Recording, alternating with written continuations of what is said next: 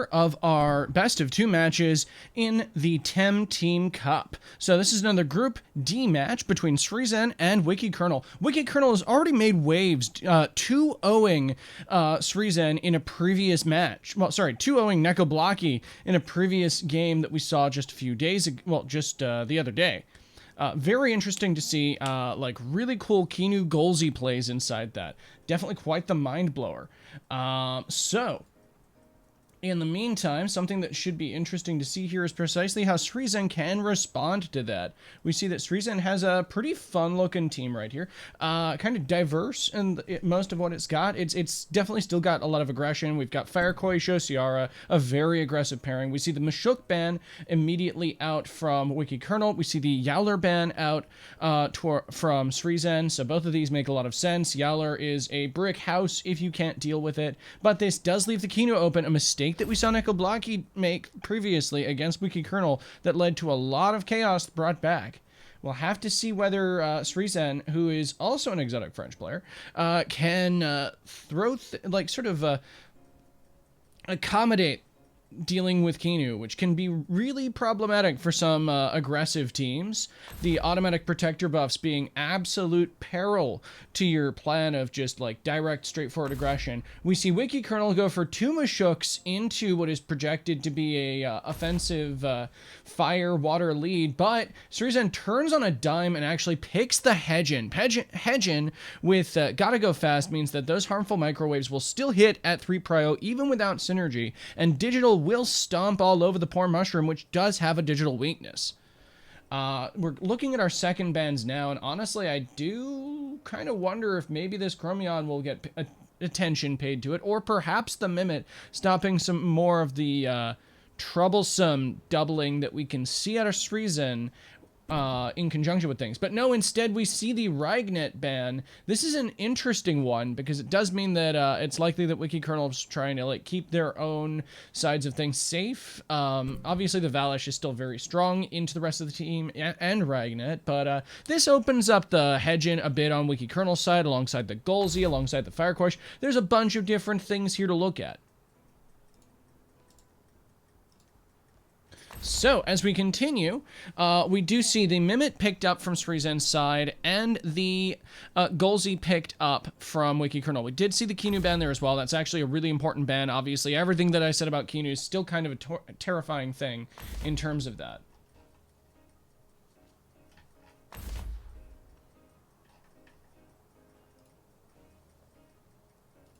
All right, so moving in further, we see the OCR and Nature Chromion getting picked up. Nature Chromion, okay, I'm interested in this. This could be a Sinner typer, in which case that is a little hard to like do damage into this team, but it makes for great combinations with the Hedgen. But the other thing I'm interested in is if it's the if it is in fact the Pigment Inverter. Pigment Inverter is a really frightening thing if you're not prepared for it, and it could very well be a problem for our illustrious Wiki Kernel here, since a Pigment Inverter Resin Trap just wreaks havoc with his current board.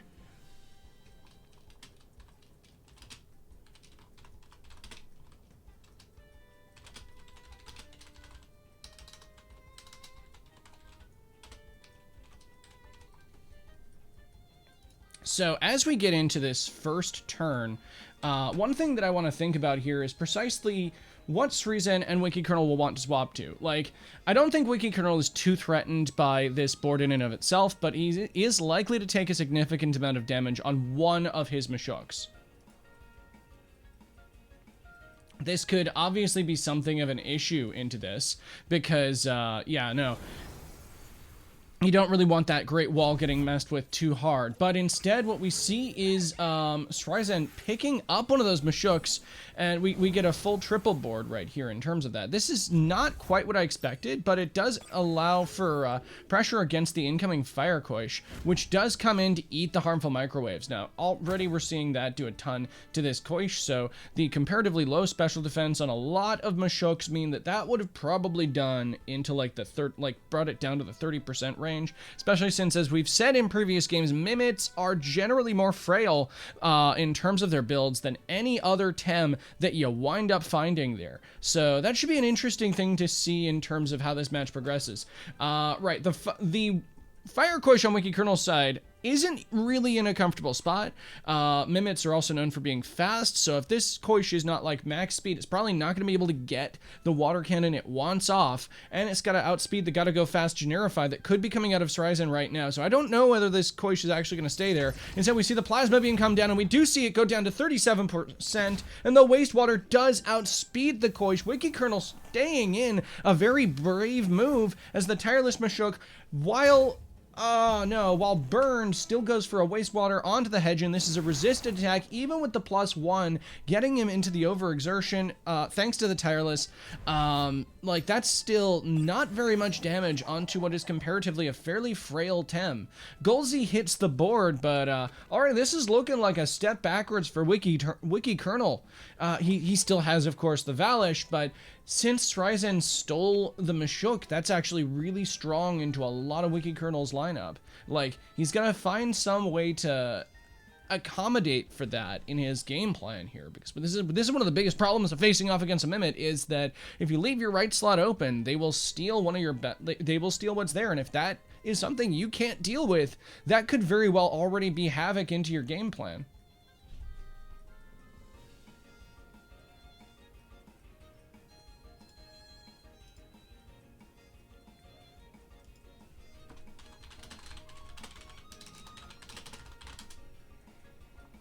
So, as we look into the rest of this board state, we've got some interesting things coming up, just due to the fact that, as I said, this Mashuk is just tearing this field apart. Sryzen stealing that has been massive.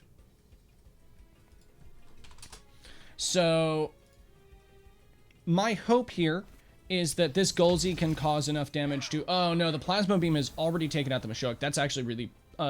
as we can already see from this board state, it's just like there's nothing left for Wiki Kernel, and the Tireless Mashuk is online, tearing apart the Golzy. I think this is just a clean sweep for Sryzen here. 5-0, it's almost looking like. Maybe gonna lose the hedge in, but the Mimit stealing the Tireless Mashuk is actually a massive play for Sryzen here, just carving up what Wiki Kernel was gonna be throwing at the rest of the team. It's like, what do you have to respond? Popping out again to try to get the hedge in online, trying to use the gotta go fast and the Plasma Beam from Sryzen to, like, stymie this aggression. I'm not entirely sure whether this is going to be enough, but we'll have to find out here.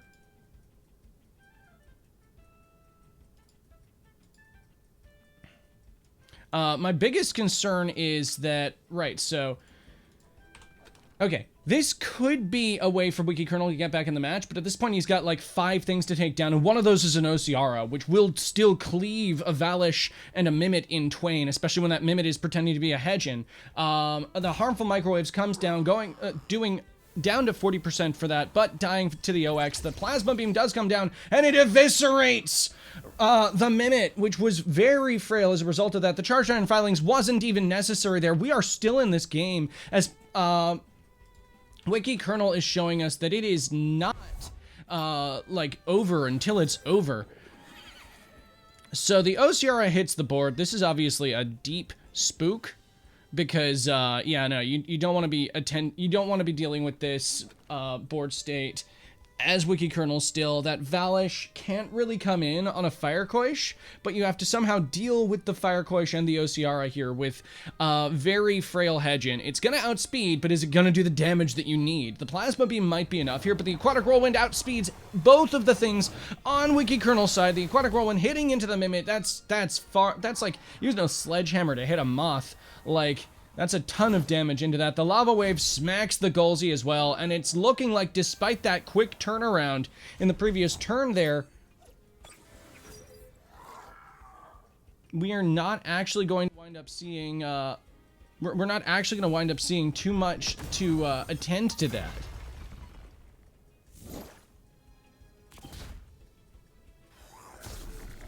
And with that, we see Sryzen take game 1 in quick fashion, in quite an awe-inspiring little hit right there. Stealing the Mashuk was massive that game. Tireless Mashuk was just not something that Wiki Kernel's draft was able to be like dealing with inside that. The Valish in the back was entirely unprepared for it. The front line was not capable of dealing with that kind of aggression, especially out of the Hedge and alongside that. The Hedgeon's harmful microwaves and plasma beams just tearing through everything the Wiki Kernel had that game. Very intimidating to see.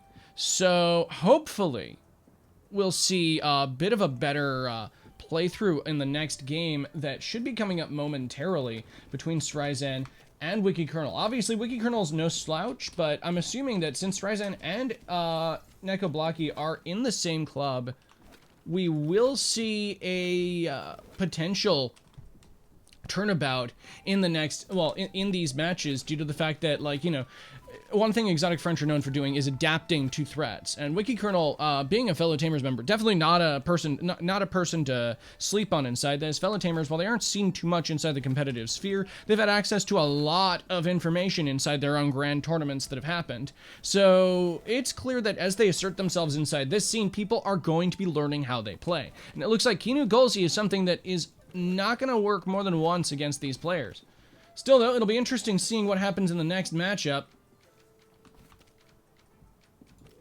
Gonna check just to make sure our contestants here aren't going to...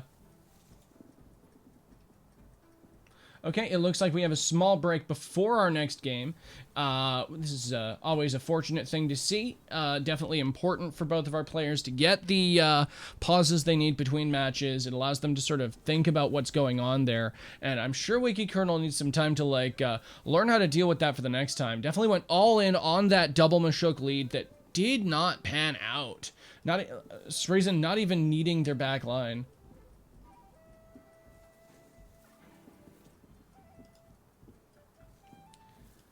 Another thing that could be happening here is Sryzen's just sort of taking notes from the previous match, seeing how they can play even better next time. But one thing I expect is perhaps a dissimilar draft from the last time. We may have noticed that Wiki Kernel's team really fell down to that Hedgeon, so ensuring that if they're stuck in a similar draft, that they don't have to deal with that kind of digital pressure, it's going to be a very important thing. Another thing that I hope is, as I keep saying inside this, Mimit stealing your right slot will just kill your momentum if you let it. So don't let it. Take that sucker down, keep your right slot guarded, because otherwise, you know, that Mashuk that you were popping off with will pop off against you, and that's a horrifying prospect. Especially when a lot of people are bringing very aggressive Mimits. High speed, high attack, high special attack, a lot of different spreads of those that we wind up seeing at the moment, and all of them are very deeply frightening if you sleep on them inside a match. So we're just going to go ahead and check quickly to see if both of our contestants are ready and available. I know that they're currently saying they're on a break, but who knows? Maybe they're checking in a match. Nope, nothing yet, but it should be interesting to see.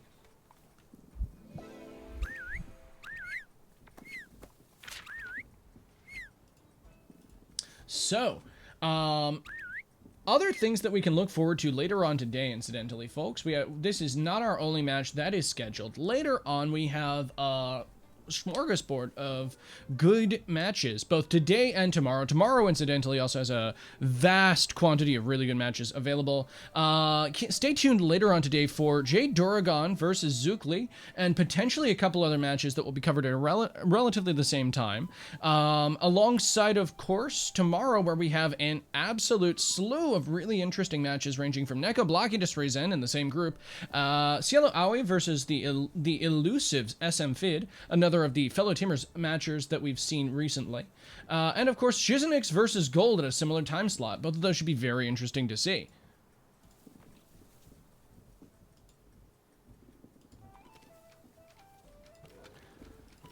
With that in mind, I have to wonder, how is Wiki Kernel going to adapt to this? One of the things that I noticed inside that draft is the fact that Sryzen was very good at banning the things that Wiki Kernel was kind of going to be relying on for support inside that. The Kinu Yowler combo, you pop that out, that does tend to break out a lot of the meat and potatoes of a lot of separate teams.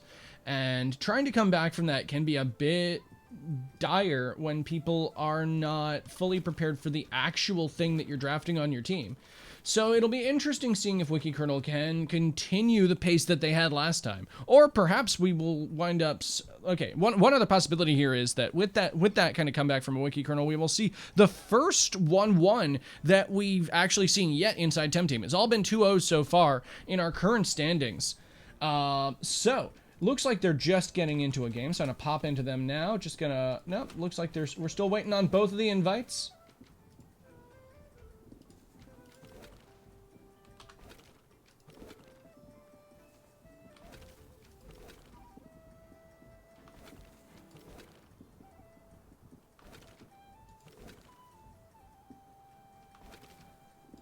Yep, fantastic. We're just waiting for both of them to get in, but I think this is going to be an interesting second game, all things considered. Wiki Kernel has shown us in the previous match with Neko Blocky that they are no slouch, and that they're certainly somebody to be respected with their unorthodox playstyle.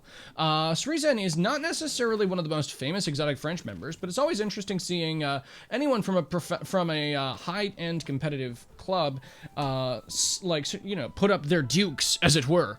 So, with that, it looks like we are just getting in. Speaking of which, the aggression that we've seen out of them, there we go. As we hop back in, right, I still want to see what this Nature Chromion does. Honestly, if that's Pigment Inverter, that's still a nightmare for Wiki Kernel. Now, the fact that it wasn't picked into that does suggest that it's Synertyper, which does synergize, of course, with the Hedgeon. My only concern with that is usually if you're rocking a Synertyper, you want more than one synergy partner, and usually Hedgeon Mimid isn't quite enough to pull that off. This is the other thing that makes me think, maybe Pigment Inverter? It's a very common Pigment Inverter type, too, because Nature type, when flipped, does a ton of damage to some interesting types, namely other natures as well, which is a nice little gotcha for things like Kinu. So we see the Mashuk ban, we see the Yowler ban. So those things have stayed in stone here. My question then is, right, so we've gotten that Mashuk banned. The problem is, can you rely on your own Mashuk effectively inside this? You can't really go for the double this time, as Sryzen has proven in the previous game.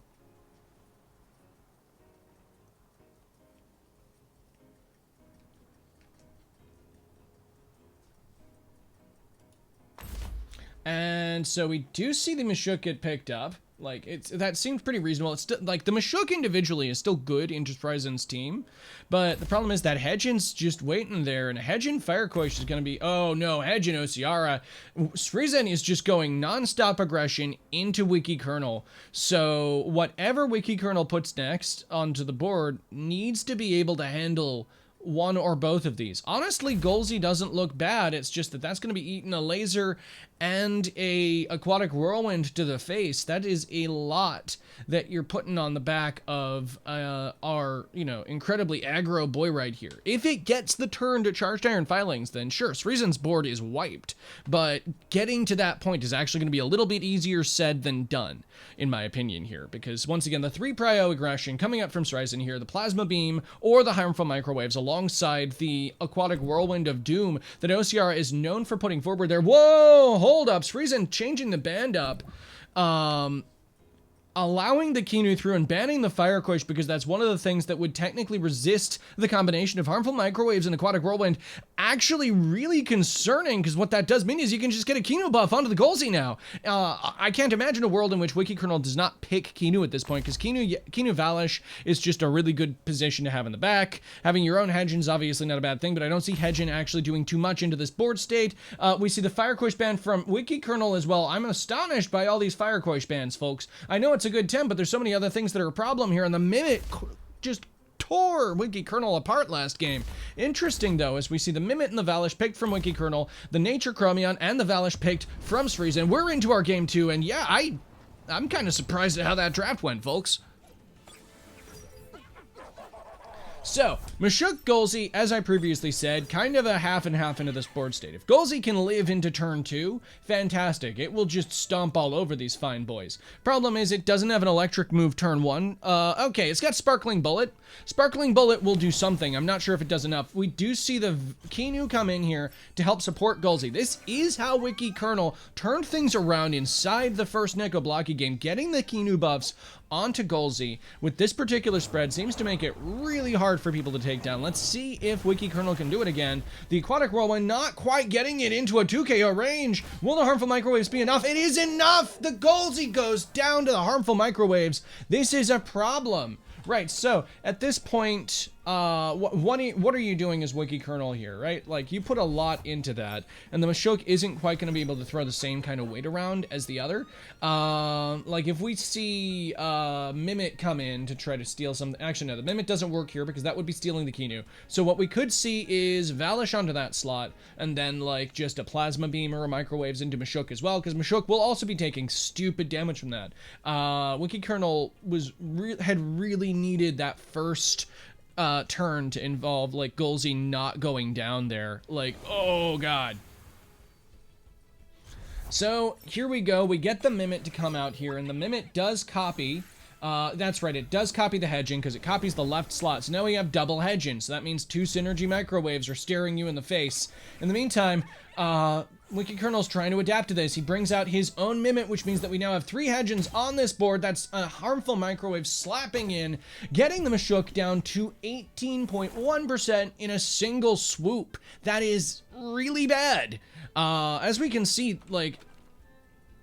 The problem here is the digital pressure from Sryzen is not something Wiki Kernel can appropriately respond to with his team. Like, the only thing that can really move into it is Valish, and Valish doesn't like fires very much, meaning Hedgen is kind of a nightmare pick into this. If anything, one could almost argue that with Kinu and a couple other things there, you've almost got more answers to the Machoke. Obviously, that comes with its own problems. The cage comes down, which is always an interesting play to see. My problem here is that Sryzen isn't going anywhere, as we can see from this. Like, the double microwaves just blaps out the Mimit, and it's kind of a spooky situation here for Wiki Kernel, as, yeah, no, his front line is just falling to pieces. The Valish that he was trying to save for the late game is forced onto the field into 2 things it really doesn't want to eat. Honestly, even if this is bait, this is a hard spot for Wiki Kernel, because if it's just double Fire Tornado into that spot, Valish or Kinu goes down. Machoke can't go anywhere. The Hellfire comes down instead, which does, oh man, well over 75% for the Valish.